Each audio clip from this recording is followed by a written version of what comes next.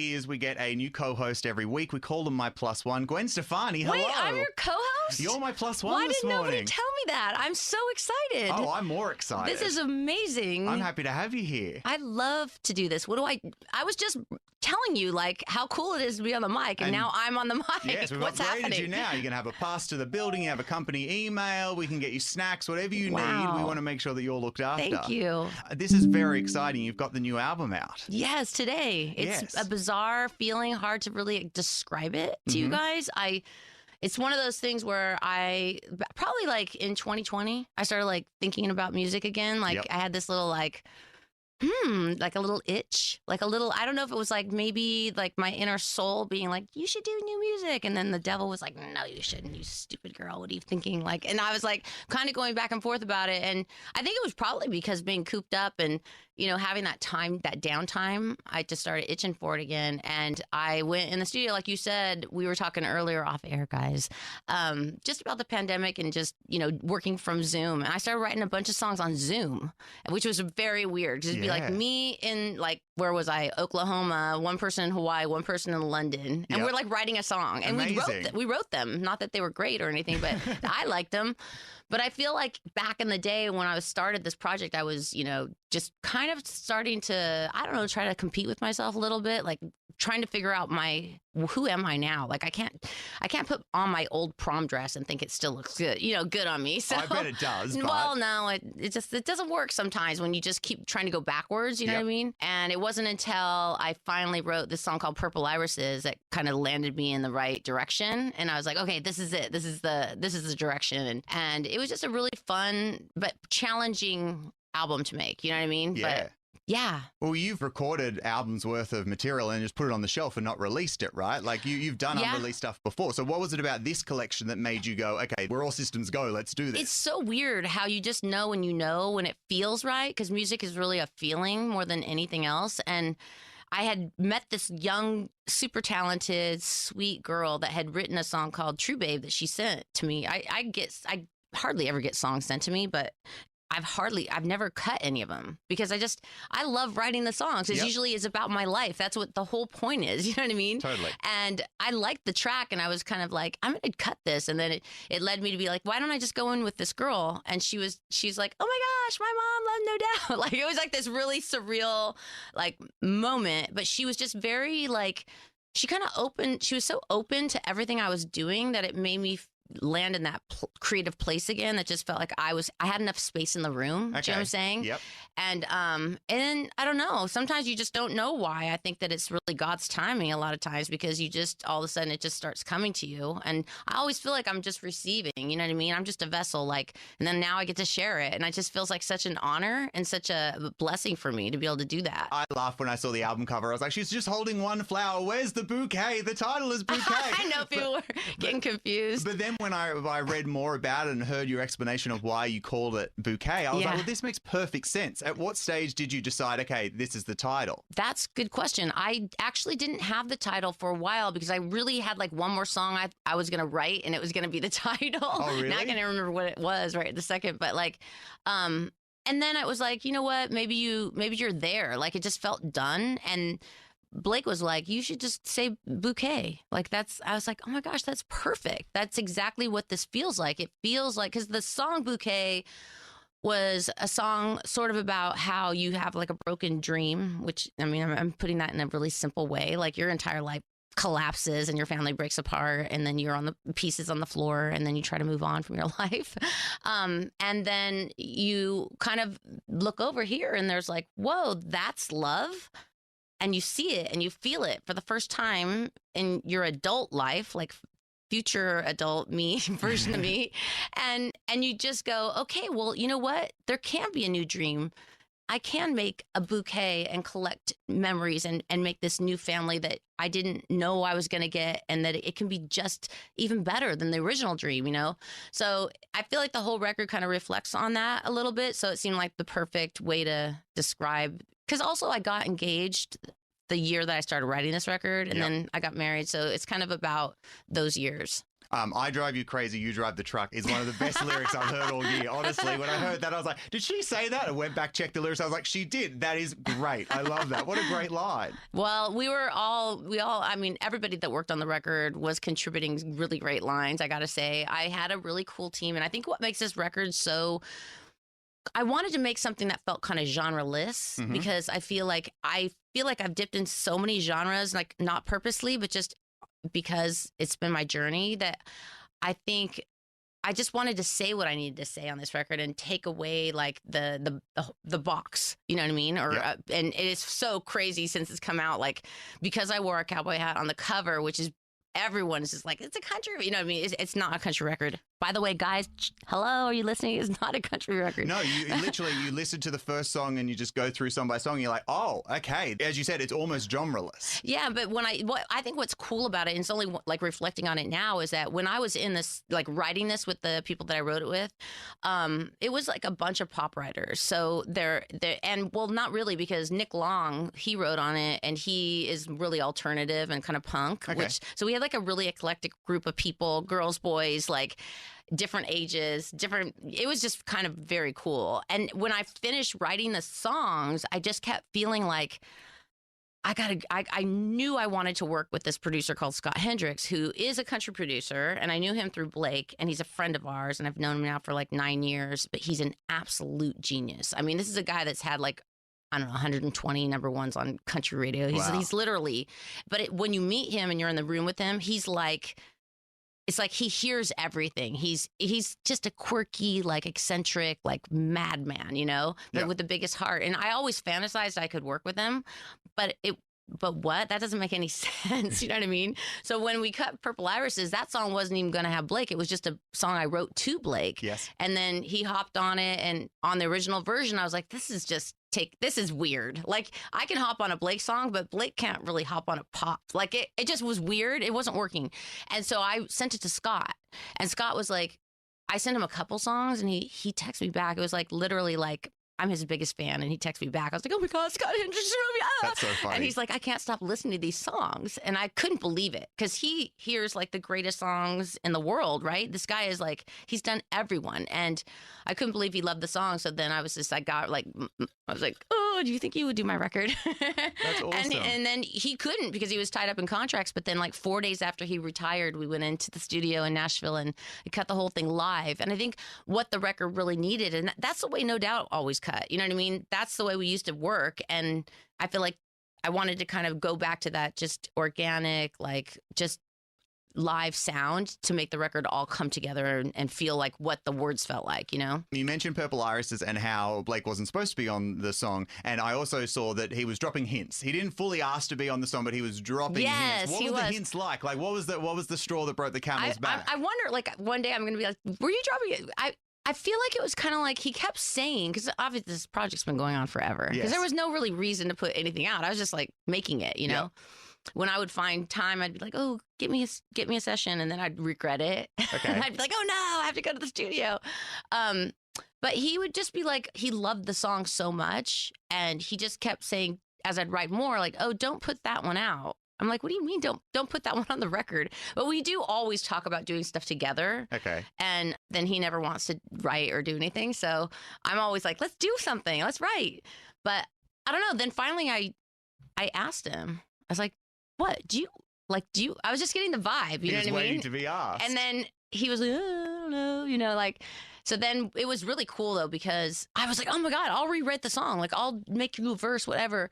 And I didn't even have to rewrite it. Like, the lyrics worked already. And it felt like magical, you know? And then I was in the studio and I said, hey, you really want to try this? I was like, come over here right now. And he did. He just like got up and came over. 20 minutes later, he was just like singing in this little tiny room. And yeah, it was pretty cool. It's always fun to work with him because he's my bestie. You know what I mean? Like, we always play each other music and share everything together. And it's just like doing music together and singing with him is just probably one of my favorite things. He's the greatest, most humble human coolest singer, everything. Hi, I love you, Blake. Amazing.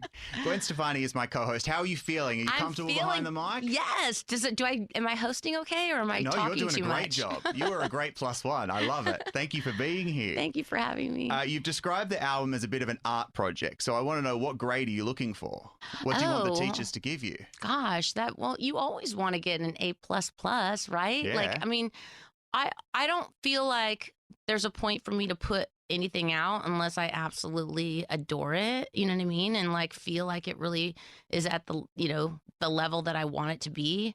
Why would I haven't put anything out because it never was, I think the one thing that makes me know when I feel like I want to share, now I'm a grown up and I've been doing this a while, is like when you write something that you can't stop yourself from listening to and you are almost embarrassed, you're like, oh my God, if Blake hears me hearing myself listening to my own song one more time, like it's like, because what happens is if you're writing about truth, right? Yep.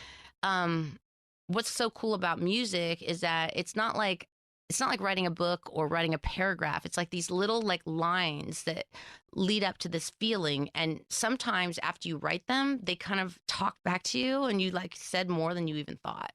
And like sometimes I'll go back to other songs from my other old records that give me like trigger PTSD that I don't listen to, like a Return to Saturn. And there was so much truth in there that I wasn't even listening to at the time. Like, you can hear now? It's like, when you are in sometimes when you're in a relationship that is so, you're just buried in it and you don't even know like that you're saying what you're saying until you go back and look at it. You're like, oh my God, I was all right there. Why didn't someone tell me, but I was saying it, but I wasn't listening. I don't know. It's a really weird thing. Songwriting is just so cool like that because it's so therapeutic, and healing. And the amazing thing is that you might hear something and then someone might be streaming the album and then they hear a different meaning because it relates to their situation. That's what's so fun about sharing. That's right.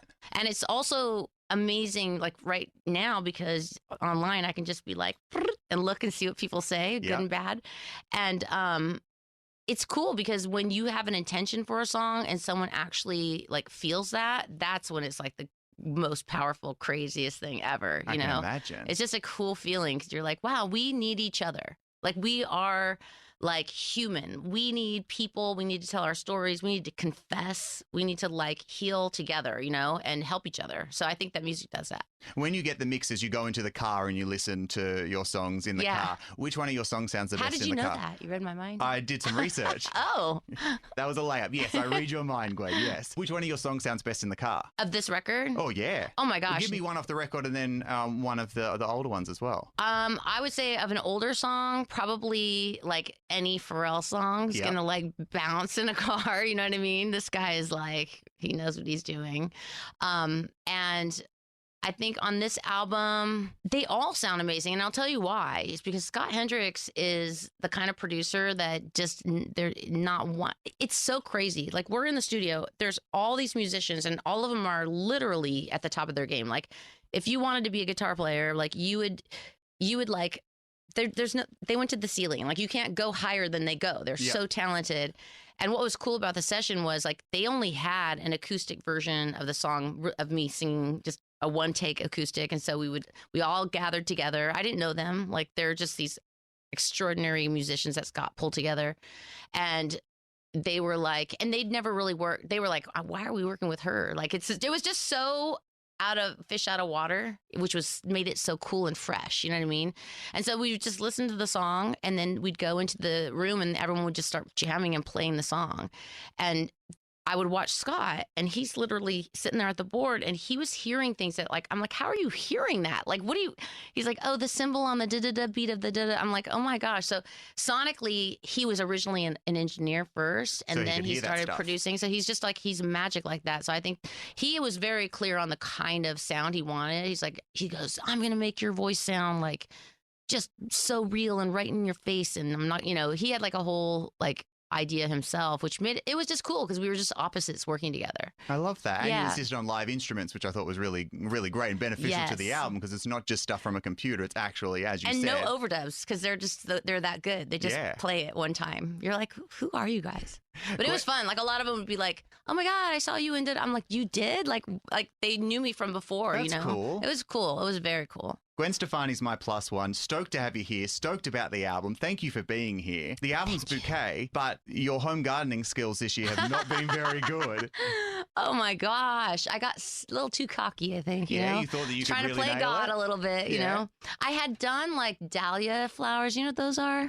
They're beautiful. No, but I will look it up. They're really pretty. Okay, I'll take your word for it. They are like the gift that keeps on giving. Like there's certain flowers that kind of bloom and they have a season that's really short and they're beautiful. And then there's other ones that are just like just keep blooming and it's so exciting. And I actually talk about dahlias in one of my songs on this record, but I had done them last year and it was like the craziest thing. Like I was just like flopping around like, oh my God. Like somehow I had something to do with it, you know? I thought I did. And then this year I went crazy. I mean, I must have planted hundreds, right? And really? And hardly any of them came up. It was such a disappointment, but I bloomed a record, so that's okay. That's it. You bloomed a bouquet just in a different way, right? We're going to play somebody else's. So tell me what I need to know about it. Tell me what everybody else needs to know about it. Okay, hi everybody, it's me, Gwen. This song was one that I actually didn't come up with the idea for this song because I had been working with Madison Love, who is another one of the girls that I wrote with. She's this beautiful songwriter. She's so talented, confident, and when I first walked in the room, I'm like, you always walk in, you're like, who are these people? Like, you know, and they're probably thinking like, what's Gwen going to do? Does she really know how to write songs? Like, you know what I mean? So there's like a lot of tension and pressure. And she just kept being like, well, it could be this, maybe it could be this, maybe it could be that. I was like, oh my gosh, like this girl, she does not stop talking. Like she has idea. I'm like, let me think. Like it's my life we're talking about, you know. That's my original. And then slowly through the day, it was like, oh my God, she's so talented. And you start to trust each other, you know. And so after a bunch of sessions with her, a bunch of songs that we wrote together, she basically hits me up with a text with the song and start of a song, right? And I was like, I didn't want to open the file. Because it's like, you know, when you're like scared, like, oh my gosh, what if I don't like it? And I love her so much. And then I'm going to have to say like, hurt her feelings. I don't think so. You know what I mean? Yeah. And so I started listening to it and it's totally about a subject that I was just like, I don't want to be negative. Like I'm in this another world now. Like I just need to like leave the past in the past kind of thing.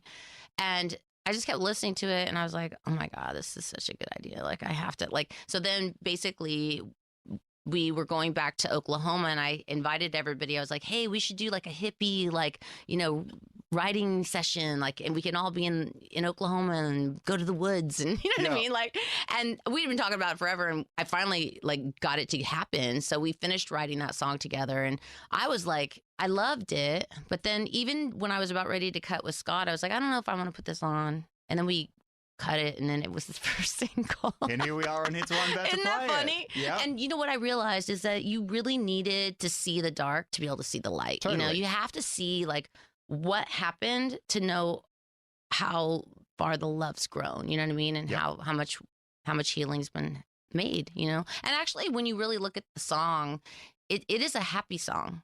Right? Yep. It's a happy song. I feel a lot of people go through that. And that was another reason why I was like, you know what? Everybody goes through these things. I'm just going to put it on there.